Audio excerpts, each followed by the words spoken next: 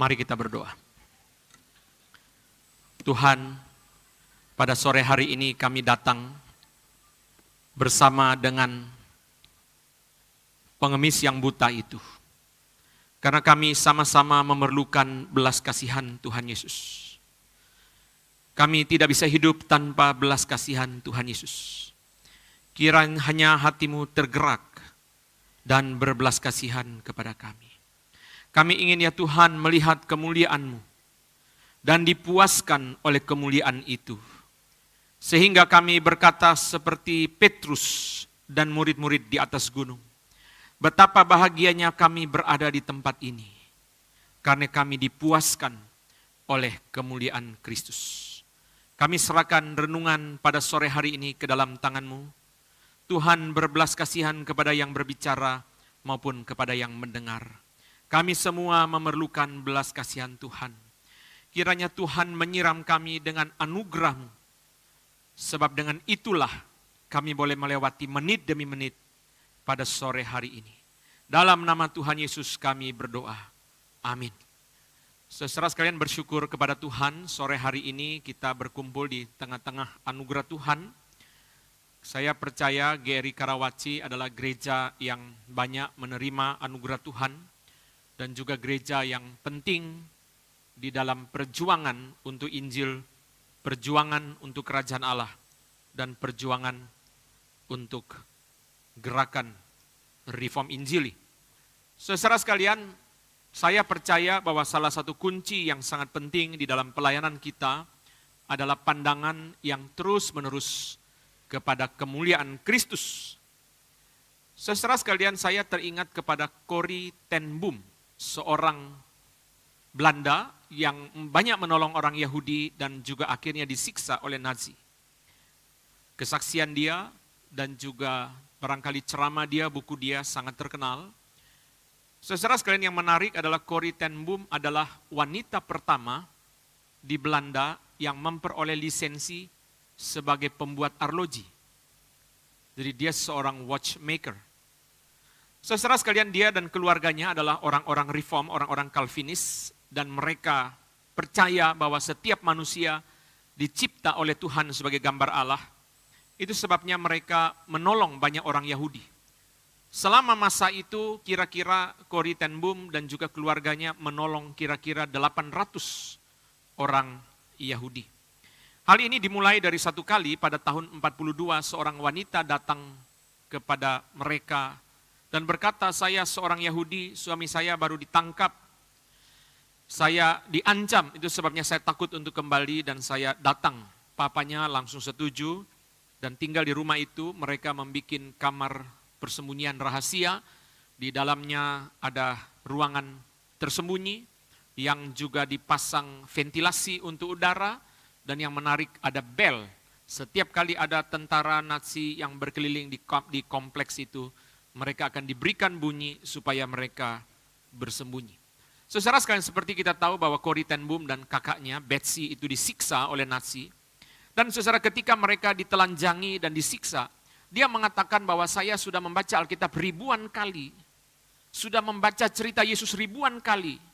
Tetapi hari ini cerita itu seperti begitu nyata. Kenapa? Saudara, karena mereka ditelanjangi. Dan dia dan kakaknya baru sadar bahwa sesungguhnya Tuhan Yesus itu ditelanjangi. Mereka menjadi sadar. Sadar akan semua cerita Alkitab, sadar akan semua cerita tentang kesengsaraan Kristus. Dan itu menguatkan mereka. Sebagaimana kita ditelanjangi sekarang, dia juga ditelanjangi. Saudara sekalian, mereka dikuatkan melalui kesaksian penderitaan Kristus. Dan akhirnya tetap kakaknya meninggal. 12 hari setelah Betsy meninggal, Corrie ten Boom dibebaskan. Tetapi setelah dia dibebaskan, dia diberitahu bahwa dia dibebaskan karena kesalahan administrasi. Karena pengalaman-pengalaman iman, karena kekuatan dari Tuhan, karena kesaksian itu, karena cinta kasih itu, dia dikuatkan untuk menjadi berkat bagi banyak orang. Saudara sekalian, saya percaya bahwa Tuhan Yesus melakukan semua penderitaan itu di dalam kasih-Nya kepada kita, ketaatannya kepada Bapa, dan kasih-Nya kepada kita. Minggu lalu saya juga diberi kesempatan memimpin serah terima gembala sidang di GRI Kelapa Gading, dan saya berkhotbah tentang kasih Bapa. Hari ini kita akan merenungkan 3 kesaksian tentang kasih Tuhan Yesus yang dicatat di dalam Alkitab. Saudara sekalian, Tuhan Yesus berjuang untuk kepentingan kita. Di dalam Ibrani pasal yang ke-9 dikatakan Tuhan Yesus masuk ke sorga dan dia menghadap hadirat Allah guna kepentingan kita. Tuhan Yesus berjuang bagi kepentingan kita bukan hanya di dalam dunia tetapi juga di dalam sorga. Seluruh pengalaman penderitaan yang dialami oleh Tuhan Yesus itu adalah pengalaman penderitaan di dalam konteks dia mentaati Bapa dan dia berjuang bagi kepentingan kita. Bayangkan bukan hanya di dalam dunia, tetapi di dalam sorga. Saudara sekalian, Tuhan Yesus melakukan begitu banyak bagi kita. Saudara sekalian, itu sebabnya tidak pernah ada apapun yang kita bisa lakukan untuk membalas cinta kasih Tuhan. John Piper mengatakan setiap kali kita berkata, kita membalas anugerah Tuhan, kita sedang menghina anugerah itu. Anugerah itu nggak bisa dibalas. Setiap kali kita berkata kita membalas anugerah Tuhan, kata John Piper, kita sedang menghina anugerah itu. Yang ada adalah kita berhutang lagi anugerah yang lebih banyak ketika kita melakukan sesuatu untuk Tuhan. Saudara, sepanjang kehidupan Tuhan Yesus, memang kita menyaksikan banyak kesaksian daripada cinta kasih. Dan saya akan mulai dari bagian yang pertama, yaitu di dalam Lukas pasal ke-18. Mari kita membaca Lukas pasal yang ke-18. Sebagian demi sebagian, dan setiap kali kita akan membuka dan membuka lagi. Saudara, cerita ini kita sudah tahu pengemis yang buta itu disembuhkan oleh Tuhan Yesus. Mari kita lihat Lukas pasal yang ke-18 ayat yang ke-40. Lukas 18 ayat 40, lalu Yesus berhenti dan menyuruh membawa orang itu kepadanya, dan ketika ia telah berada di dekatnya, Yesus bertanya kepadanya. Yesus berhenti. Saudara, bagi saya ini adalah ekspresi cinta kasih, saudara, karena Yesus berhenti meresponi permintaan daripada pengemis yang buta itu. Siapa dia? Saudara, berhenti itu, saudara sekalian, kita harus tanya dulu perjalanannya, perjalanan apa? Kalau saudara sedang lari menuju ke pesawat itu ke Amerika, saudara sudah waktunya boarding dan panggilan yang terakhir, dan ketika saudara lari ke gate dan penjual daripada kartu kredit berkata, Pak, sebentar aja, 2 menit aja tanda tangan ini. Saudara bukan saja tidak tanda tangan, saudara mungkin bisa pukul dia, saudara. Tidak bisa berhenti. Sekarang ini sudah panggilan terakhir. You tahu nggak berapa tiket dari sini ke San Francisco? Kalau saya hilang pesawat ini, saya beli lagi, you bisa bayar apa enggak? Maka berhenti itu, saudara, bukan satu ekspresi yang sederhana. Kita mesti bertanya perjalanan kemana? Tuhan Yesus sedang dalam perjalanan menuju ke Golgota, dan itu adalah uninterrupted journey. Itu adalah perjalanan yang tidak boleh diinterupsi oleh siapapun. Siapa sih pengemis buta ini? Apa sih kepentingan dia di dalam kerajaan Allah sehingga Yesus harus berhenti? Kalau setelah menyelamatkan dia menjadi Rasul Paulus. Setelah menyelamatkan dia menjadi Petrus. Oh, seorang yang penting di dalam kerajaan Allah. Kita boleh berkata, bolehlah Yesus berhenti. Tetapi Yesus berhenti hanya untuk seorang pengemis buta. Apa sih kepentingannya? Di dalam bagian sebelumnya dari Lukas 18 dicatat, Yesus berespon, berbincang dengan orang muda yang kaya itu, saudara. Rich young ruler. Pemimpin muda yang kaya. Saudara, wajar dia seorang muda, seorang yang kaya. Bagaimana di dalam usia muda dia bisa kaya. Itu sebabnya saudara ketika dia berlari-lari datang menemui Yesus. Yesus berhenti dan berbicara dengan dia. Tetapi siapa pengemis buta ini? Tuhan berhenti. Itu adalah ekspresi cinta Tuhan. Seolah-olah teks ini memberitahu kepada kita, permintaannya, panggilannya tidak dianggap remeh oleh Tuhan Yesus. Tuhan Yesus tidak menganggap remeh permintaan dia. Tuhan Yesus tidak menganggap remeh doa dia kepada Tuhan. Tuhan Yesus berhenti dan memperhatikan pergumulan dia. Ini adalah satu ekspresi yang sangat indah. Dan itu juga yang kita alami di dalam perjalanan hidup kita. Seolah-olah saudara kita merasakan Tuhan tidak melakukan sesuatu. Jangan sampai ketika kita merasa Tuhan diam, seolah-olah Tuhan tidak hadir. Ini adalah kesalahan yang sangat fatal. 3 teman Ayub diam, padahal mereka hadir. Jangan kita berkata bahwa ketika Tuhan diam, seolah-olah Tuhan tidak bekerja. Kebanyakan pemain catur itu diam. Tetapi mereka bekerja sangat berat. Saudara sekalian, seringkali memang Tuhan diam. Tuhan tidak berbicara, tidak menjawab di dalam saat-saat yang paling sulit sekalipun. Kita harus belajar mengerti dan percaya bahwa Tuhan tidak mengabaikan pergumulan kita. Dia berhenti terhadap seruan daripada pengemis yang buta itu, dia berhenti. Bukankah ini adalah perjalanan yang tidak boleh diinterupsi? Bukankah ini adalah perjalanan untuk menjalankan kehendak Allah? Bukankah ketika Petrus menghalangi Yesus menuju ke salib, Yesus berkata, "Engkau batu sandungan bagiku." Mengapa Yesus tidak berkata kepada pengemis buta ini, "Engkau batu sandungan bagiku"? Yesus berhenti. Itulah cinta dari Tuhan kita yang sangat ajaib. Saudara, Tuhan Yesus bertanya kepada orang ini di dalam Lukas 18 ayat yang ke-41. Lukas 18 ayat yang ke-41, "Apa yang kau kehendaki supaya aku perbuat bagimu?" Saudara, mari kita evaluasi pertanyaan ini. Pertanyaan ini harusnya pertanyaan dari seorang budak kepada seorang tuan. Bukan pertanyaan seorang tuan kepada seorang pengemis. Harusnya seorang budak berkata kepada Tuhan, "Tuhan, apa yang kau kehendaki aku perbuat bagimu, Tuhan?" Gak ada ceritanya, saudara, seorang tuan datang kepada seorang pengemis, seorang hamba, seorang budak, dan berkata, "Apa yang aku akan perbuat bagimu?" Yesus berkata dalam Lukas 17, ketika dia sudah pulang dari ladang pun, saudara, dia tidak bisa langsung makan. Dia harus tanya kepada tuannya, sudah makan atau belum. Sesudah dia membantu tuannya makan, itu pun dia harus berkata, "Kami hanyalah hamba yang tidak berguna. Kami hanya melakukan apa yang harus kami lakukan." Saudara, dengar baik-baik. Pertanyaan Yesus kepada pengemis buta ini tidak kita baca di dalam paradigma tuan dan budak. Pertanyaan ini kita baca di dalam paradigma mama dan anak. Seorang mama berkata kepada anak yang sakit, "Mau makan apa?" Pertanyaan yang penuh dengan cinta kasih. "Sekarang kamu sakit, mau makan apa?" Si mama tidak merasa, "Emang lu pikir gue pembantu lu?" Si mama tidak rasa tersinggung. Saudara. Karena dengan cinta kasih, saudara, dia bertanya kepada anaknya, "Apa yang harus mama lakukan untuk kamu? Apa? Bicara dong, bicara." Anak yang ekstrovert itu orang tua paling senang kalau sakit, saudara. Sebab sakit sedikit dia cerita. Anak yang introvert, saudara, sudah masuk UGD pun kita tidak tahu dia sakit apa, saudara. Tidak tahu. Dia diam saja, sakit, tidak sakit. Biasa saja, tetapi kita lihat dari wajahnya, pucat, dari meringisnya, kita tahu dia sakit. Saudara sekalian, ini bukan pertanyaan seorang tuan kepada seorang budak. Ini adalah pertanyaan seorang ibu kepada seorang anak. Di dalam metafora, seorang ibu penuh dengan cinta kasih. "Apa yang kau kehendaki, aku perbuat bagimu."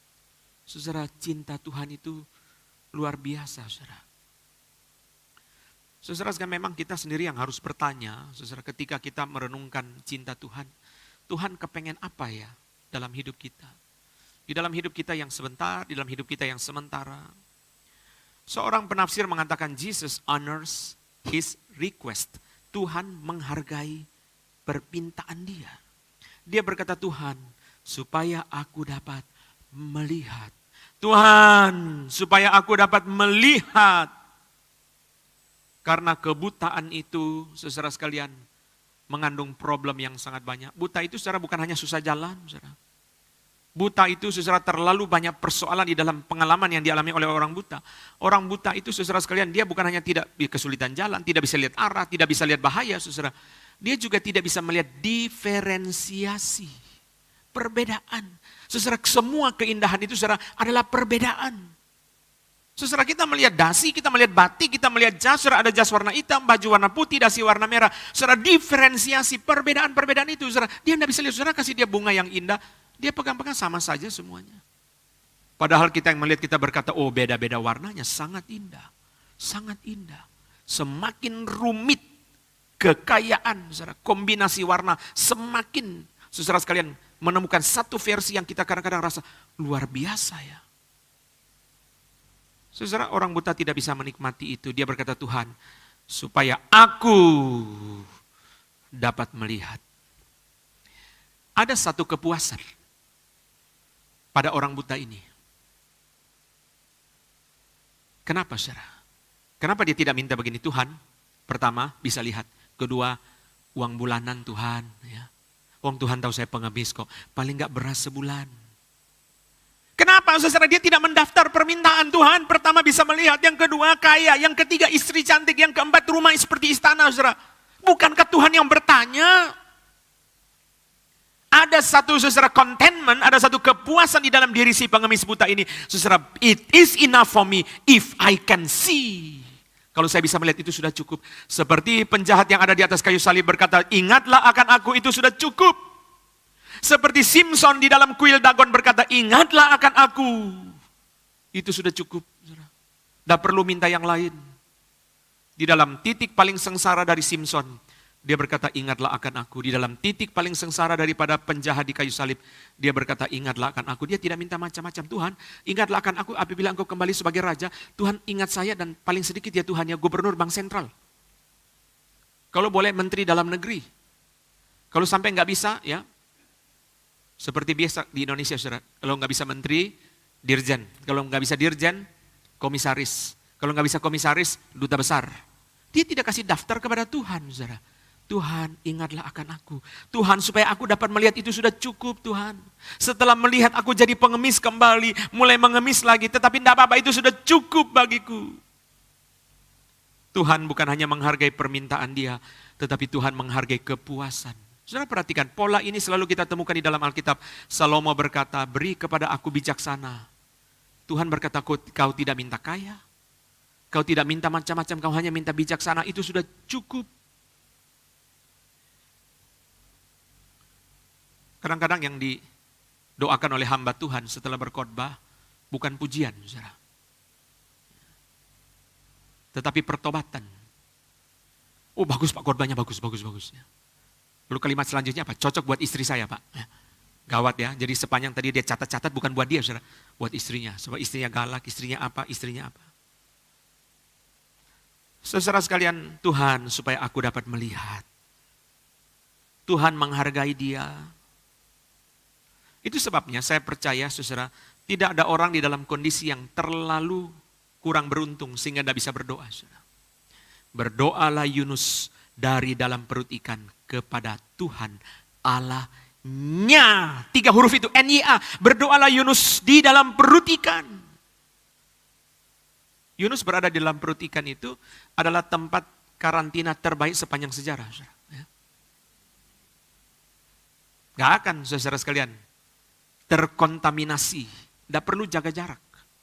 Karena di dalam perut ikan, saudara, cuma nanti besok sampai di surga saudara tanya sama dia, bos, tempo hari di perut ikan 3 hari makan apa? Minum apa? Yunus masuk perut ikan bawa pisau lalu dia potong usus ikan, saudara, bawa wasabi, saudara, jadi sushi, saudara. Saudara sekalian, berdoalah Yunus kepada Tuhan Allahnya. 3 huruf itu saudara membuktikan di dalam titik yang paling sulit dalam kehidupan Yunus, Tuhan tetap Allah bagi dia. Dan di sini perut ikan saudara bagi saya mengandung beberapa makna. Pertama, perut ikan adalah gambaran dari kegagalan Yunus. Yang kedua, perut ikan adalah gambaran dari hukuman Tuhan. Yang ketiga, perut ikan adalah gambaran dari penderitaan yang dialami oleh Yunus. Di dalam 3 kondisi ini dia berdoa. Tidak ada orang yang terlalu buruk. Saudara berkata, saya banyak dosa. Saudara ingat doa daripada pemungut cukai di dalam Lukas 18, Tuhan kasihanilah aku orang berdosa. Saudara, tidak ada kondisi seseorang yang terlalu kurang beruntung sampai dia tidak bisa berdoa. Saudara. Datang, berkata sesuatu kepada Tuhan. Jesus honor your request. Tuhan menghargai permintaan saudara. Saudara, di dalam versi Matius pasal yang ke-20 tidak dicatat oleh versi Lukas, tetapi di dalam versi Matius dikatakan, maka tergeraklah hati Yesus oleh belas kasihan lalu ia menjamah mata mereka, mata pengemis buta itu. Saudara, kenapa ya Yesus tidak langsung menyembuhkan saja? Mesti pakai tergerak hati segala, langsung aja, tidak usah bertanya, nggak usah tergerak hati, langsung aja menyembuhkan. Kita di dalam kondisi yang kritikal, saudara, kita tidak suka ditanya-tanya, saudara. Kita langsung suka ada solusi enggak? Paling jengkel, saudara, sudah ditanya-tanya enggak ada solusi. Paling jengkel itu, saudara, kalau kita humas KKR Patong itu, saudara, datang, bisa ketemu gembala sidang. Sebentar, gembala sidang sudah tidur siang. Tunggu ya. Oh ya, tunggu. Dulu sebelum ada HP bawa buku saudara, sambil nunggu baca buku. Kira-kira 40 menit bangun gembala sidangnya kasih tahu kepada tata usaha, maaf Pak Pendetanya enggak mau ketemu. Loh, dari tadi ya, ini sudah menghalangi saya pergi ke beberapa gereja.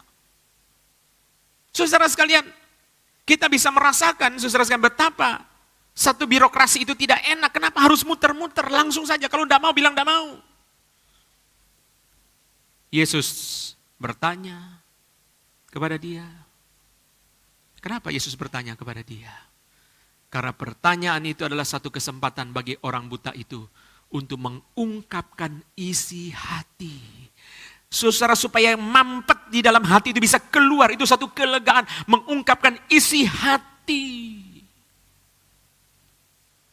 Bisa keluar, saudara. Yang mampet itu bisa keluar. Tuhan berkata, apa yang harus aku lakukan bagimu? Kenapa Yesus tidak langsung menyembuhkan saja? Harus bertanya lagi. Supaya dia diberi kesempatan untuk mencurahkan isi hati dia. Supaya saudara ada kelegaan yang muncul ketika dia mencurahkan isi hati dia. Sekarang dikatakan Yesus tergerak hati. Baru dia menjamah. Heart comes first.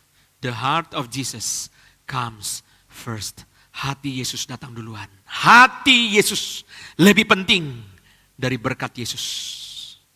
Hati Tuhan Yesus itu lebih penting. Ini yang harus kita mengerti, ini yang harus kita menangkap. Saudara, hati Tuhan Yesus.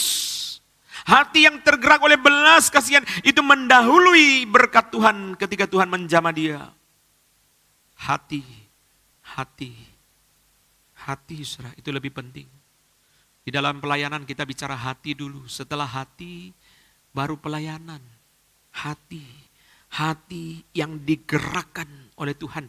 Hati yang penuh dengan belas kasihan. Saudara, Tuhan Yesus berkata, melihatlah engkau. Seperti Tuhan Yesus take over kalimat dia yang terakhir. Tuhan, supaya aku dapat melihat. Setelah muncul kalimat itu, Yesus ambil kalimat itu dibalik. Melihatlah engkau. Di dalam teori linguistik yang baru, itu disebut sebagai speech act. Speech act itu artinya, saudara, di dalam ujaran ada tindakan. Ketika Yesus berkata, saudara berkata, melihatlah engkau, itu saudara tindakan penyembuhan berlangsung di situ. Saudara sekalian, sungguh indah cinta Tuhan. Belas kasihan Kristus seperti ini yang kita perlukan, saudara. Tugas kita adalah merendahkan diri. Di dalam sidang sinode saya tanya kepada Pak Agus, Pak Agus, kenapa itu Gary Sidney bisa dari 15 jadi 300? Pendeta Agus Marjanto berkata, saya berlutut dan mengetok. Terus mengetok. Kalau Tuhan tidak kabulkan, tidak apa-apa. Saya akan mengetok sampai ketokan terakhir. Saya mati di depan pintu. Pray. Humble yourself and pray. Saudara, kita minta belas kasihan Kristus. Minta belas kasihan Kristus, berlutut berdoa, merendahkan diri dan minta belas kasihan Tuhan. Kita tidak punya modal yang lain. Kecuali berlutut merendahkan diri dan berkata, Tuhan kasihanilah kami sebab kami seperti orang buta itu yang tidak bisa ngapa-ngapain. Powerless, kita tidak bisa ngapa-ngapain. Saudara, bagian yang kedua, mari kita buka Lukas pasal ke-22. Kita melihat tadi kasih Tuhan Yesus kepada pengemis buta itu. Sekarang kita melihat kasih Tuhan Yesus kepada Petrus. Di dalam teks-teks yang sudah familiar bagi kita, kita mau belajar kasih Tuhan Yesus. Saudara, Lukas pasal yang ke-22 ayat yang ke-61 dan 62. Lukas 22 ayat 61 dan 62. Lalu berpalinglah Tuhan memandang Petrus, maka teringatlah Petrus bahwa Tuhan telah berkata kepadanya, sebelum ayam berkokok pada hari ini, engkau telah 3 kali menyangkal aku. Lalu ia pergi keluar dan menangis dengan sedihnya. Saudara, Petrus itu sebenar-benarnya menyangkal Tuhan Yesus 3 peristiwa. Peristiwa pertama, 1 kalimat. Ketika Yesus berkata, aku akan disalibkan, Petrus bilang jangan. Penyangkalan yang kedua, 2 kalimat. Yesus berkata, malam ini semua tergoncang imanmu. Petrus nyahut lagi 2 kalimat. Penyangkalan yang ketiga, 3 kalimat. Jadi Petrus makin lama, makin keras melawan Tuhan. Jadi Petrus itu kalau bisa dipakai oleh Tuhan di dalam hari Pentakosta, saudara, di dalam kebaktian yang paling besar itu sungkan. Kalau kita jadi Petrus pun kita akan sungkan, Tuhan, saya begitu banyak gagal Tuhan, kok Tuhan masih mau pakai ya? Saudara lihat Lukas 22 ayat yang ke-60. Lukas 22 ayat yang ke-60. Tetapi Petrus berkata, bukan, aku tidak tahu apa yang engkau katakan. Seketika itu juga, sementara ia berkata, berkokoklah ayam, lalu berpalinglah Tuhan memandang Petrus. Artinya apa, saudara? Artinya Petrus menyangkal Tuhan Yesus. Kalimat penyangkalan itu didengar langsung oleh Tuhan Yesus sendiri. Itu menyakitkan. Sangat menyakitkan. Tuhan Yesus memandang Petrus. Saudara, Lukas sengaja memakai kata Tuhan, berpalinglah Tuhan. Teringatlah Petrus bahwa Tuhan, sampai 2 kali Tuhan, yang kau sangkal ini adalah Tuhan. Seolah-olah Lukas semua berbicara kepada kita bahwa yang disangkal oleh Petrus itu bukan sekedar Yesus orang Nazaret, tetapi itu adalah Tuhan. Saudara, Matthew Henry mengatakan satu kalimat yang bagus sekali. Kita belajar hari ini tentang belas kasihan Kristus. Kenapa Yesus tidak berteriak mempermalukan Petrus di depan banyak orang? Petrus, katanya janji sampai mati ikut saya, mana? Kenapa Yesus hanya memandang, saudara, dan tidak berkata apapun? Saya menyebut itu sebagai voiceless preaching, khotbah yang tidak ada suara. Kenapa Tuhan Yesus tidak berbalik lalu berteriak? Mana janji, gombal, palsu, katanya sampai mati ikut aku, baru berapa jam sudah menyangkal. Kalau Yesus lakukan itu, Petrus akan hancur. Tuhan tidak permalukan dia. Seperti kita juga banyak kekurangan, tapi Tuhan tidak permalukan kita. Dia sabar kepada kekurangan saudara dan saya. Saudara, William Hendriksen mengatakan Yesus memandang Petrus dengan with eyes full of pain. Dengan mata yang penuh penderitaan. Saya percaya di dalam titik ini Yesus sudah berdarah-darah. Di dalam kondisi itu dia memandang kepada Petrus. Saudara perhatikan. Pertama, perhatikan 2 bagian dari kasih Tuhan di sini. Pertama, bukan Petrus yang memandang Tuhan Yesus, tetapi Tuhan Yesus yang memandang Petrus. Inisiatif itu bukan dari Petrus. Bukan Adam yang mencari Tuhan ketika dia jatuh dalam dosa, tetapi Tuhan yang mencari Adam. Di manakah engkau? Saudara, bukan Adam yang datang berinisiatif melapor kepada Tuhan. Tuhan, saya lapor, Tuhan, saya sudah bersalah. Bukan Petrus, saudara, yang memandang kepada Yesus, tetapi Yesus yang memandang kepada Petrus. Saya juga heran, kok Tuhan masih melihat kepada Petrus. Bukankah Petrus sudah begitu gagal? Kita kalau seperti begini, saudara, kita sudah tidak mau lihat mukanya lagi. Kita jijik, saudara. Kurang ajar. Dulu janji-janji, mana janjinya? Tidak ada semua. Kenapa Yesus tidak jijik kepada Petrus, saudara? Kita saja tidak mau, saudara. Di orang Jawa itu ada bahasa, saudara, melengos. Kalau ketemu di orang nikah, saudara, melengos. Saudara. Kita tidak mau. Buang muka, kita tidak mau, saudara. Tuhan dengan penuh belas kasihan memandang kepada dia. Pendeta Stephen Tong mengatakan begini, seringkali Tuhan mengampuni kita seperti lebih gampang dari kita mengampuni diri kita dan mengampuni orang lain. Seringkali kita sudah diampuni oleh Tuhan, tapi kita masih tidak mau mengampuni diri. Seringkali orang lain sudah diampuni oleh Tuhan, tetapi kita terus tidak mau mengampuni dia. Saudara, Tuhan memandang kepada Petrus. Indah, bukan Petrus yang mencari Tuhan. Kalau tunggu inisiatif Petrus, dia akan gagal, dia akan hancur. Tetapi Tuhan berinisiatif. Itulah anugerah Tuhan. Saudara, teologi reform percaya grace is prior to human response. Anugerah Tuhan mendahului. Saudara, titik balik daripada seluruh kehidupan Petrus bukanlah di dalam Yohanes 21 ketika Yesus berkata, apakah engkau mengasihi aku? Titik balik daripada seluruh kehidupan Petrus ada di dalam titik ini. Hanya Lukas yang mencatat, tidak ada Injil lain yang mencatat Petrus dipandang oleh Tuhan Yesus. Dia merasa sedih dan keluar dan menangis. Tuhan memandang dia. Tuhan tidak membenci dia. Tuhan tidak jijik kepada dia. Tuhan dengan mata yang penuh dengan cinta kasih, sekalipun penuh dengan penderitaan, dia memandang kepada Petrus. Yang kedua, saudara, yang kedua adalah yang sangat menarik, bahwa ketika kita melihat saudara Petrus ingat, teringatlah Petrus. Saudara sekalian, teringatlah Petrus bahwa dia telah berjanji. Di mana-mana saudara, orang kalau berkhianat itu saudara, yang dia ingat adalah janji dia. Mungkin seorang suami akan datang berlutut di depan istrinya dan peluk istrinya dan nangis-nangis, "Mama, minta maaf, saya sudah janji di depan Tuhan dan di depan pendeta dan di depan jemaat, sekarang saya mengingkari janji itu." Tetapi Petrus tidak mengingat janjinya. Yang Petrus ingat adalah perkataan Tuhan. Bukan janji dia. Saudara, yang bisa mengubah saudara dan saya bukanlah perkataan manusia, bukanlah janji manusia. Berapapun hebatnya perkataan manusia, yang bisa mengubah saudara dan saya adalah firman Tuhan. Amin. Teringatlah Petrus akan perkataan Tuhan. Heran, Petrus bukannya ingat janji dia, "Tuhan, ampuni saya Tuhan. Saya mulut ini terlalu cepat bicara, terlalu cepat janji. Seperti biasa terlalu cepat bicara." Oh, dia pukul-pukul mulutnya. Tidak, saudara. Dia tidak ingat kepada perkataan dia ingat kepada perkataan Tuhan. Kenapa, saudara? Kalau Petrus ingat kepada perkataan dia akan berakhir bunuh diri seperti Yudas. Petrus ingat kepada perkataan Tuhan.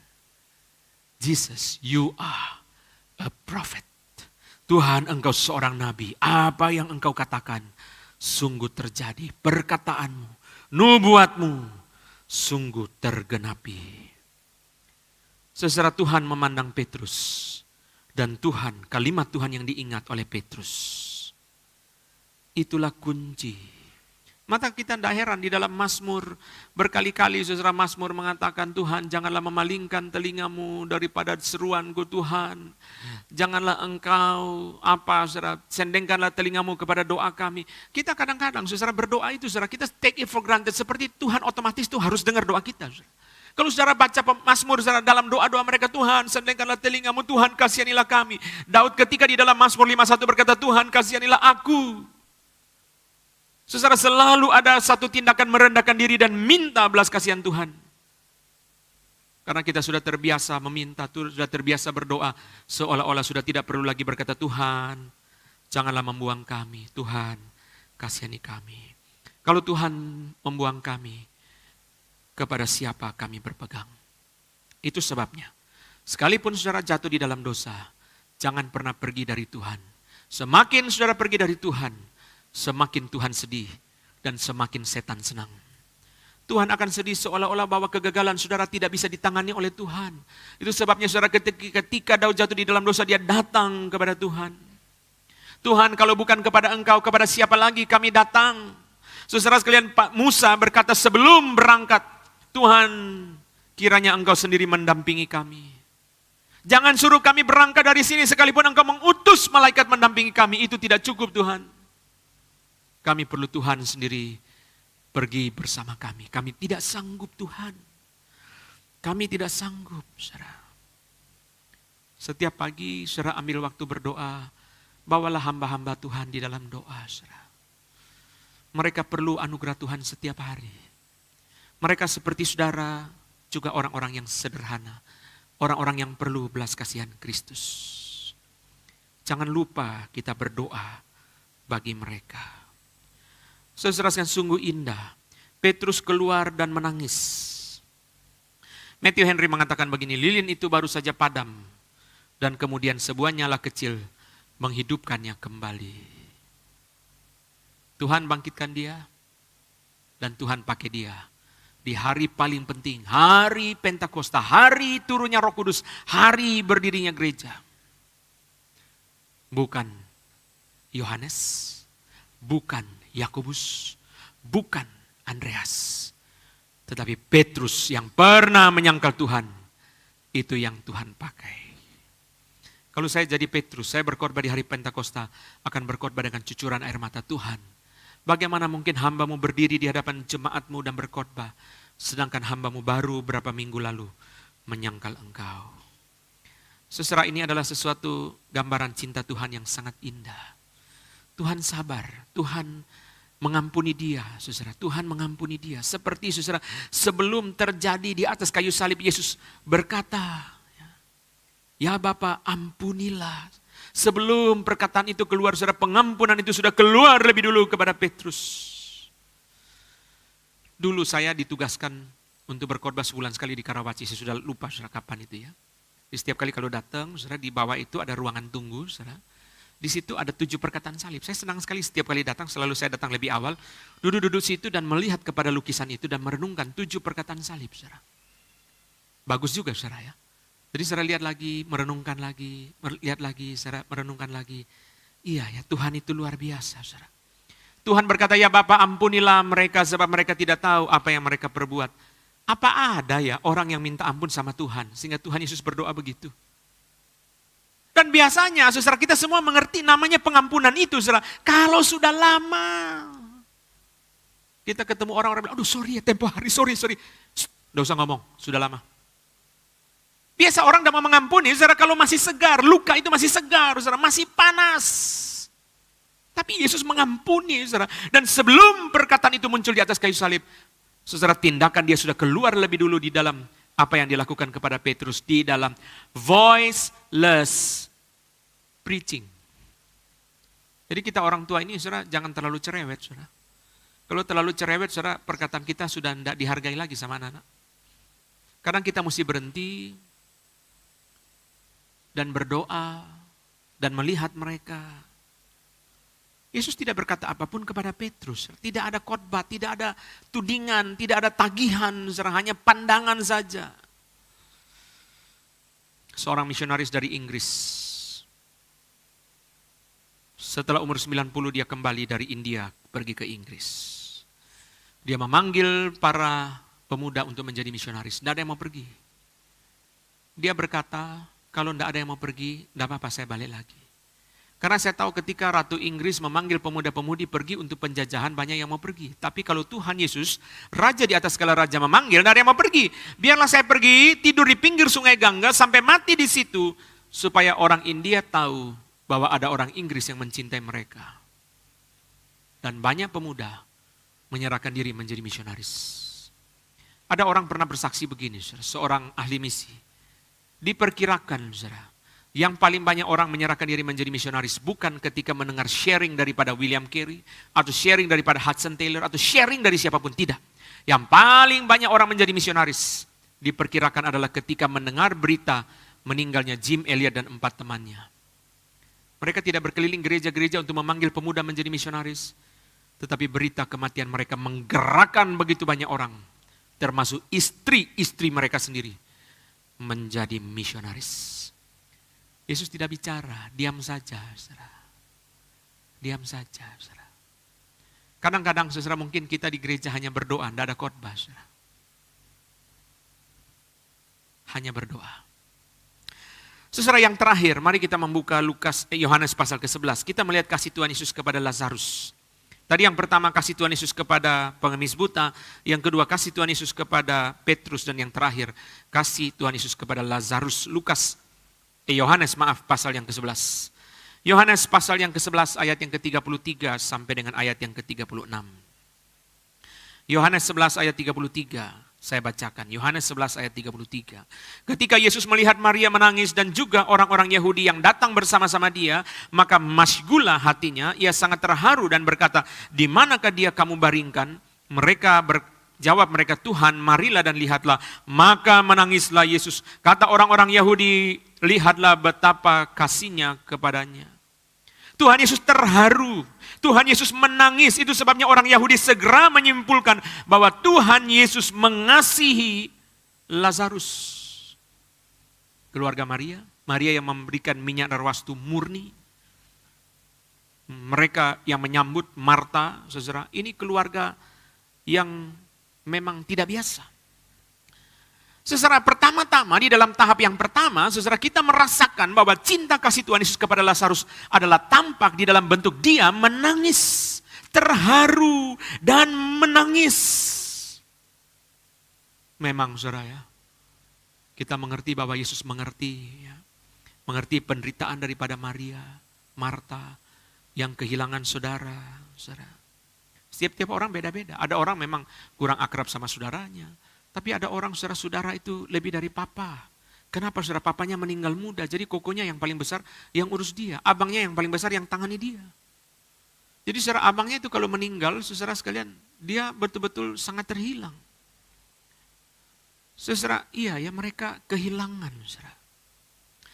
Kehilangan itu yang sulit itu saudara sekalian, kata Nicholas Walter Stoff, kehilangan itu yang sulit itu saudara adalah namanya neverness. Waktu dia hilang anaknya di dalam pendakian di Austria, dia tulis buku Lament for a Son itu. Ketidakpernahan. Lalu Walter Stoff itu mengutip, saudara di dalam Requiem yang dia bikin di belakang buku itu, saudara, dia mengutip Ayub dan ada satu kalimat ngomong begini yang saudara kalau kita baca tambah pahit, saudara. Kalau pohon itu dipotong, tumbuh lagi.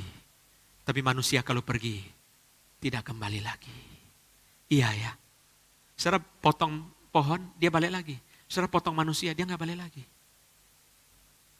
Neverness, tidak pernah lagi ada yang menyapa, tidak pernah lagi saudara ada yang bicara di telepon, saudara.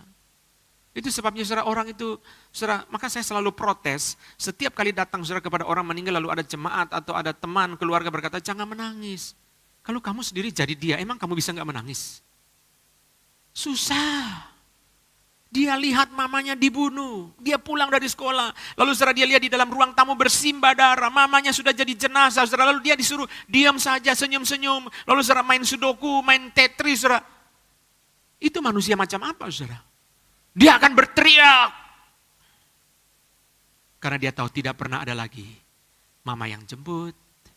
Tidak pernah. Kata Walter Stoff, neverness. Itu sebabnya Yesus bisa mengerti saudara. Sampai di dalam tahap ini, saudara, Yesus bisa mengerti dan cinta kasih Yesus bisa nyata. Ini tahap pertama dari kasih Yesus. Tahap yang kedua tentu, saudara, ketika Yesus membangkitkan Lazarus. Itu kita tahu, saudara, itu adalah cinta kasih Tuhan kepada Lazarus, cinta kasih Tuhan kepada Maria dan Marta. Saudara, dia membangkitkan Lazarus, memberikan solusi. Memang kita banyak kali tidak bisa beri solusi, itu sebabnya orang juga tidak tuntut, saudara, karena paham. Apalagi meninggal mendadak, saudara. Paling bagus kita bawa dua kata itu secara heran ya, jadi solusi untuk banyak orang. Oh, serangan jantung. Ya. Kita bukan dokter, saudara. Heran, kita ngomong dua kata itu seperti semua persoalan selesai. Kenapa kok meninggal mendadak? Oh, serangan jantung. Lalu semua perbincangan selesai. Seperti sudah ada mengerti persoalannya apa. Saudara sekalian, Yesus membangkitkan Lazarus, tentu itu adalah bentuk cinta kasih Tuhan kepada keluarga Maria, nyata. Yesus membangkitkan Lazarus setelah 4 hari, karena menurut orang Yahudi, orang mati setelah 4 hari tidak bisa dibangkitkan. Maka Yesus sengaja tunggu supaya dia perlihatkan kemuliaan. Dia berkata kepada Maria, kalau engkau percaya, engkau akan melihat kemuliaan Tuhan. Dia tunggu sampai 4 hari, dia bangkitkan. Orang Yahudi sudah punya skema sendiri, pikirannya, saudara. Kusta tidak bisa disembuhkan, sebab itu adalah the hands of God. Tangan Tuhan sendiri, buktinya Musa kena kusta itu tangan Tuhan sendiri. Tidak ada yang bisa sembuhkan, kerasukan setan tidak ada di perjanjian lama. Orang usir kerasukan setan dan sebagainya. Tuhan membangkitkan Lazarus. Ini adalah presentasi kemuliaan Tuhan. Saudara, Tuhan Yesus membangkitkan orang mati 3 kali. Yang pertama adalah anak Yairus, yang kedua adalah anak janda di Nain, dan yang ketiga adalah Lazarus. Saudara, setiap kali Yesus membangkitkan orang mati, saudara, kita melihat di dalam 3 kematian ini adalah 3 kondisi yang berbeda. Anak Yairus baru meninggal, anak janda di Nain baru akan dikubur, Lazarus baru mulai membusuk. Itu membuktikan saudara kuasa dia untuk membangkitkan begitu sempurna. Itu sebabnya dia membangkitkan 3 kali. Dan 3 itu adalah 3 kondisi kematian yang berbeda-beda. Tetapi di setiap kali Yesus membangkitkan itu, bukan hanya presentasi kemuliaan Yesus, tetapi juga presentasi kasih Yesus kepada mereka. Yairus, kenapa disebut namanya Yairus? Karena dia orang penting. Orang tidak penting, tidak ditulis namanya. Perempuan pendarahan, orang kerasukan di Gerasa, pengemis buta, tidak ada namanya. Mereka tidak penting. Yairus itu bertekuk lutut di bawah kaki Yesus. Saya membayangkan seolah-olah istrinya cubit dia. Apa-apa kalau tidak berlutut, mati anak kita sekarang, menyerah, merendahkan diri. Masa sih aku kepala rumah ibadat berlutut kepada seorang rabi yang tidak tahu dari mana asalnya, apalagi dari Galilea. Tidak bisa. Tetapi saudara, Tuhan berbelas kasihan.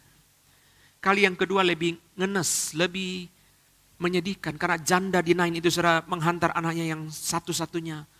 Saudara, setelah dia kehilangan seorang pria, dia kehilangan seorang suami, dia sekarang kehilangan seorang anak. Bagi perempuan zaman itu saudara, tiada laki-laki, itu berarti meaningless life. Tuhan kasihan, saya nggak tahu ya, mungkin karena itu orang sekota mengiringi perempuan itu pergi ke pemakaman karena mereka merasa sedih. Lukas berkata tergeraklah hati Yesus oleh belas kasihan. Setiap kali dia membangkitkan, Bukan hanya presentasi kemuliaan Kristus, tetapi presentasi kasih-Nya. Sampai di sini selesai? Belum.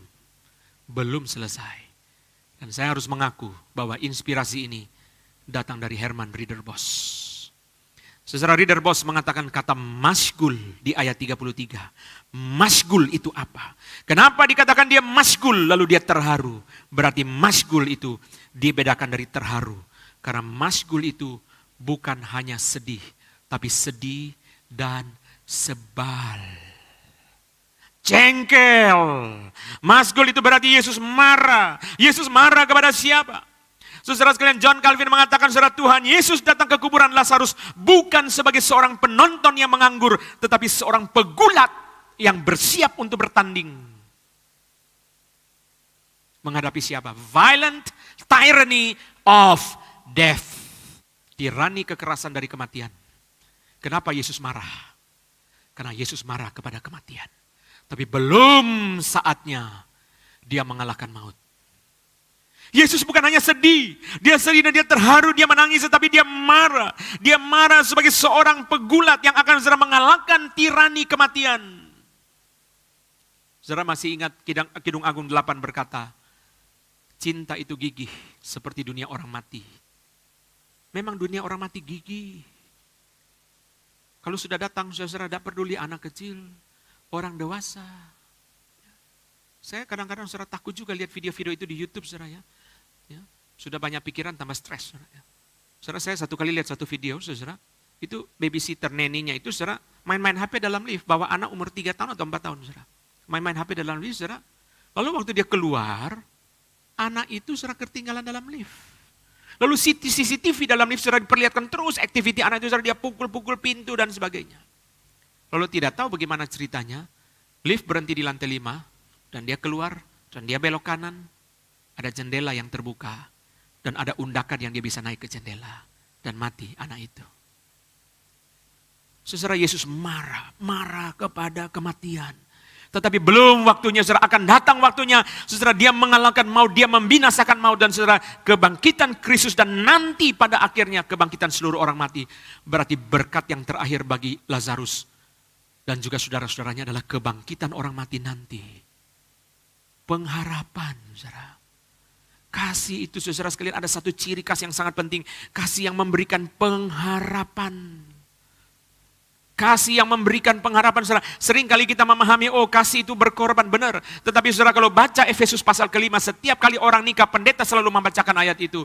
Dikatakan, saudara, Yesus menyerahkan dirinya supaya jemaatnya menjadi cemerlang, menjadi suci, kudus, dan sebagainya. Pengharapan kepada dunia yang akan datang. Kepada kehidupan yang lebih baik. Yang kata Ayub pasal 3, di sana tidak ada orang besar dan orang kecil. Di sana orang beristirahat dari jerih lelah mereka. Tuhan mengasihi Lazarus bukan hanya ketika dia prihatin dan dia menangis. Tuhan Yesus mengasihi Lazarus dan keluarganya bukan hanya karena dia membangkitkan Lazarus. Tetapi saudara, yang paling penting di sini adalah dia marah kepada kematian. Ini satu persiapan menuju kebangkitan dia sendiri. Dan kebangkitan orang percaya di akhir zaman. Kasih yang begitu jauh, begitu panjang. Yang tidak lekang oleh waktu, saudara. Kadang-kadang seperti itu. Orang tua juga kadang-kadang seperti itu, saudara. Dalam keterbatasan dia, kesederhanaan dia, kekurangan dia meninggal. Sakit, saudara. Sebelum meninggal dia bilang sama istrinya, mama ada tanah di sini, ada tanah di sana. Rupanya waktu ada sedikit kelebihan, dia beli tanah di kampung, saudara. Sekarang sudah 30 tahun. Anak-anak boleh jual. Mama nanti kalau anak yang sulung nikah, jual tanah itu. Papa sudah beli, mamanya kaget. Kok bisa? Kapan belinya? Uang dari mana? Nggak ngerti. Dia diam-diam dia simpan untuk anak sulung. Nanti kalau papa sudah pergi, waktu anak yang besar nikah, mama jual ya. Setelah lalu mamanya, anak-anaknya semua berkumpul peluk dan nangis. Aduh, papa begitu cinta kepada kita. Dia sudah persiapkan banyak hal yang kita tidak mengerti. Selama ini sebagai anak kita banyak protes kepada dia. Kita banyak marah kepada dia. Kita banyak jengkel. Tetapi sesungguhnya cinta kasih dia jauh melampaui apa yang kita pikirkan. Sungguh indah, saudara. Saudara sekalian, bagaimanapun memang, saudara. sepanjang-panjangnya penderitaan kita di dalam dunia, satu hari akan berakhir. Karena Wahyu pasal 14 berkata, beristirahatlah mereka dari jerih lelah mereka. Pasti berhenti. Gak ada penderitaan yang kekal. Bagi orang percaya tidak ada. Bagi orang belum percaya dia dihukum di dalam neraka. Tetapi bagi orang percaya berhenti. Dan Yesus sengaja ketika menceritakan cerita Lazarus, Yesus sengaja beritahu kita, matilah orang kaya itu dan dikubur. Tapi tentang Lazarus tidak dikatakan matilah Lazarus dan dikubur. Seolah-olah Yesus mau berkata jenazah Lazarus dibuang begitu saja. Tetapi Alkitab berkata matilah Lazarus dan malaikat membawanya ke pangkuan Abraham. Beristirahat dari segala jerih lelah mereka. Itu sebabnya bagi orang percaya kematian itu berita sukacita. Duka cita bagi kita keluarga yang ditinggalkan. Tapi bagi dia yang sudah pulang, dia beristirahat. Tidak usah stres mikir pemilu 2024. Siapa yang menang, koalisi bagaimana. Dia nggak usah mikir. Sudah berhenti.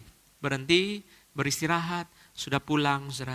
Kita yang masih diberikan kesempatan. Harus terus berjuang. Pendeta Amin Chung waktu dimakamkan, Patong mengatakan satu kalimat. Saya iri sama Amin. Dia sudah boleh beristirahat. Saya belum boleh beristirahat. Iya ya, tugas bagi Patong belum selesai. Masih banyak. Itu sebabnya saudara, Tuhan terus menopang hambanya dengan jerih payah berjuang. Mungkin kita merasa juga, oh iya ya, ada keluarga yang sudah dipanggil oleh Tuhan. Tetapi dia sudah beristirahat. Cinta kasih Tuhan kepada pengemis buta. Cinta kasih Tuhan kepada Petrus. Cinta kasih Tuhan kepada Lazarus dan keluarganya. Semua ini membentuk satu pemahaman kita. Tuhan, sekarang tugasku apa di dalam gereja ini? Seorang pengemis setelah bertobat, terima Yesus di India. Dia bertanya kepada pendeta, Pak Pendeta, saya tidak bisa apa-apa Pak. Saya orang sederhana, bicara tidak fasih. Pelayanan apa yang saya bisa kerjakan? Pendeta berkata, beli satu buku tulis. Tulislah nama setiap orang yang belum percaya yang kau kenal. Dan kalau bisa kau injili, injili mereka. Kalau tidak bisa di tempat yang jauh, doakan mereka. Waktu orang miskin itu meninggal, bukunya ditemukan orang, tercatat secara tanggal orang didoakan dan tanggal orang terima Yesus. Kira-kira 2.500 orang yang terima Yesus. Baik yang didoakan ataupun yang diinjili. You can do something for him. Untuk Kristus. Mari kita bangkit berdiri. Kita masuk ke dalam doa. Saya undang Penatua Chung dari Bandung maju ke depan untuk memimpin kita di dalam doa meresponi akan firman Tuhan. Mari kita masuk di dalam doa. Penatua Chung dari Bandung akan memimpin kita di dalam doa meresponi firman Tuhan. Bapa di dalam surga, kami bersyukur dan terima kasih pemberitaan firman yang bisa disampaikan. Biarlah firman yang sudah kami dengar boleh kami terima dan kami lakukan. Terima kasih untuk cinta kasih Yesus kepada kami semua manusia yang berdosa. Biarlah kami selalu boleh mengenang akan kebaikan Tuhan, akan anugerah Tuhan setiap saat yang tidak henti-hentinya bagi kami. Terima kasih Tuhan, kami bersyukur dan berdoa dalam nama anakmu yang tunggal Yesus Kristus. Amin. Amin.